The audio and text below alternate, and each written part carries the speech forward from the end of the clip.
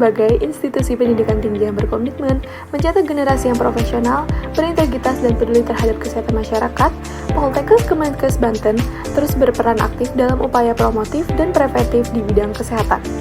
Di lingkungan kampus, kami tidak hanya belajar tentang teori dan praktik, tetapi juga membangun kebersamaan, solidaritas, dan pertemanan yang saling mendukung.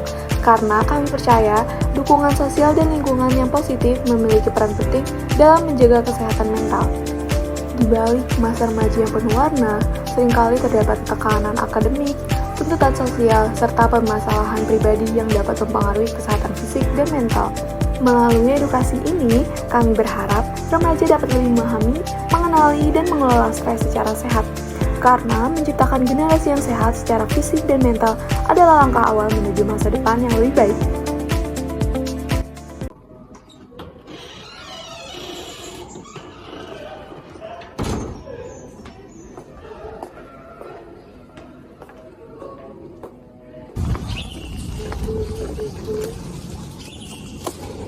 Aku, kalau kan yang aduin dia ke dosen.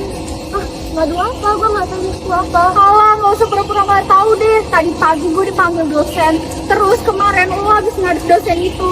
Siapa lagi kalau bukan lo yang ngaduin gue bolos? Itu bukan gue nggak bolos. Sumpah, gue nggak ngomong apa-apa ke siapapun. Gue juga nggak tahu lu ngomong apa. Gue nggak tahu. Allah, dasar sok polos. Kalian hati-hati tuh, temen kalian tuh cepu, nggak usah ditemenin. Kenapa serius tuh kayak gitu? Gue gak nyangka ya. Ya ini nggak tahu. Enggak guys, gue tuh nggak kayak gitu. Bohong kali lu. Sumpah. Yuk. Guys, kalian mau kemana?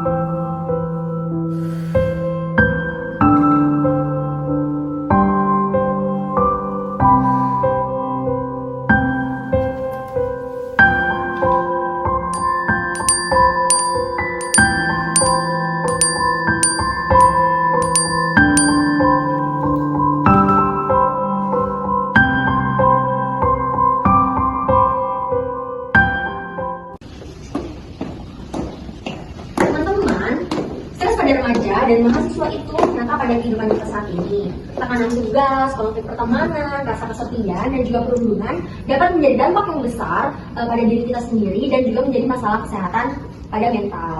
Kak, mau nanya, kalau misalkan stres karena tugas untuk banget itu gimana? Rasanya tuh kepala kayak pecah gitu, Kak. Itu wajar, tekanan akademik itu dapat membuat kita menjadi lebih cemas dan juga khawatir.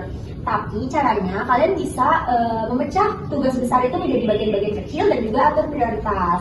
Dan jika kalian mengalami kesulitan, kalian bisa meminta bantuan dan bertanya kepada teman kelompok ataupun dosen jika kalian benar-benar kewalahan. Kak, kalau kita merasa sendirian banget, nggak ada tempat cerita, itu gimana ya, Kak? Kesepian itu bukan berarti kita lemah. Kadang kita hanya membutuhkan seseorang yang ada di hidup kita untuk menjadikan teman tempat bercerita. Misalnya bisa kepada teman terdekat, kepada keluarga, atau bahkan kepada konselor di kampus. Kalau sekiranya kasusnya dibully gimana, Kak? Apalagi banyak tuh kalau di kampus-kampus pada ngomongin belakang itu. Oke, kalau untuk bullying baik secara langsung ataupun dengan kata-kata, kalian bisa mengatasinya dengan yang pertama, kalian nggak boleh merasa kalau diri kalian itu salah. Yang kedua, kalian bisa simpan bukti untuk dilaporkan. Yang ketiga, kalian bisa laporkan kepada pihak yang berwenang ataupun orang dewasa yang dapat kalian percaya. Dan yang paling penting, ingat bahwa nilai pada diri kalian itu tidak dipandang dari orang lain. Kak, mau nanya lagi, kadang kan kita terlalu cepat marah ya, karena merasa diserang duluan. Itu kenapa ya, Kak? Karena pada saat kita mengalami stres, kondisi pada otak kita dan emosi kita tuh tidak stabil. Jadi kalian tuh cenderung merasa bahwa diri kalian itu harus bertahan, tetapi kalian harus menyerang balik sesuatu itu. Padahal kemungkinan itu hanya salah paham yang belum dijelaskan. Gitu ya, Kak? Kak, kalau udah merasa putus asa banget, harus apa ya? Kalau sudah merasa putus asa, berarti tandanya kalian membutuhkan bantuan. Jadi, jika kalian benar-benar merasa putus asa, kalian harus segera menghubungi orang terdekat. Jangan buat keputusan jika kalian sedang emosi yang memuncak, karena perasaan itu bisa berubah, tapi kesalahan itu sudah pasti menetap. Terus ada nggak sih kok cara ngatasinnya kalau segera dipakai stres gitu? Baik, untuk cara manage stres itu kalian bisa melakukan ada beberapa hal nih yang kalian sukai, misalkan menulis hal yang kalian sukai, lalu kalian bisa istirahat juga, lalu kalian bisa tidur, lalu kalian bisa membuat makanan yang kalian sukai, lalu mandi ataupun bahkan berjalan-jalan, mencari udara segar, lalu bisa juga kalian mendengarkan lagu favorit kalian. Dan yang paling penting itu kalian harus sadar pada diri kalian sendiri. Jika kalian sudah merasa lelah dan di dalam tubuh kalian tuh udah ada alarm untuk beristirahat, berarti tandanya kalian harus beristirahat. Oh gitu ya kak, aku suka bikin ini tahu. Iya, nggak apa-apa. Itu bisa kamu lakukan ya saat kamu merasa stres.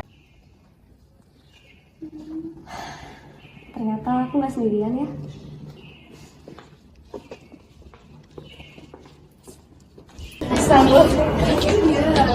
Rep, gue bilang sesuatu nggak sama lu. Kenapa? Yang kemarin lu salah paham. Yaudah gue cabut ya. Rep, jadi gue tuh mau jelasin soal kemarin. Sebenarnya lu tuh nggak bolos, lu tuh salah paham. Gue itu ke ruangan dosen tuh bukan buat ngebahas soal itu. Kemarin itu kesalahannya gara-gara penanggung jawabnya itu yang salah absensi. Aslinya tuh lu nggak bolos. Nih ya, gue kasih unjuk. Tuh, aslinya tuh lu nggak bolos. Ini cuma salah paham, Rep. Berarti kemarin gue cuma salah paham. Ya ampun, sorry ya Iya. Naput, gue langsung marah-marah gitu sama lu. Gue jadi gak enak deh. Iya, gak apa-apa kok. Soalnya gue juga gak enak sama lu kalau lu sampai salah paham sama gue. Tapi gak apa-apa kok, gue maafin.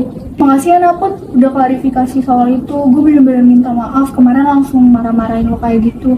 Gue bener-bener salah paham dan gue gak cari tahu yang benernya itu kayak gimana. Iya, gak apa-apa kok, Rep. Makasih juga ya udah dengerin penjelasan gue. Stres adalah bagian dari hidup, bukan tanda bahwa kita lemah. Ia datang saat beban terasa berat, saat pikiran penuh, dan juga saat hati merasa sendiri. Stres bisa membuat kita lelah, bisa membuat kita marah, bahkan bisa membuat kita hilang arah. Namun, stres itu bukan adalah akhir dari cerita. Ia hanyalah sinyal bahwa kita butuh didengar dan juga butuh dipahami. Belajarlah mengenali stres, bukan untuk ditakuti, tapi untuk dikelola.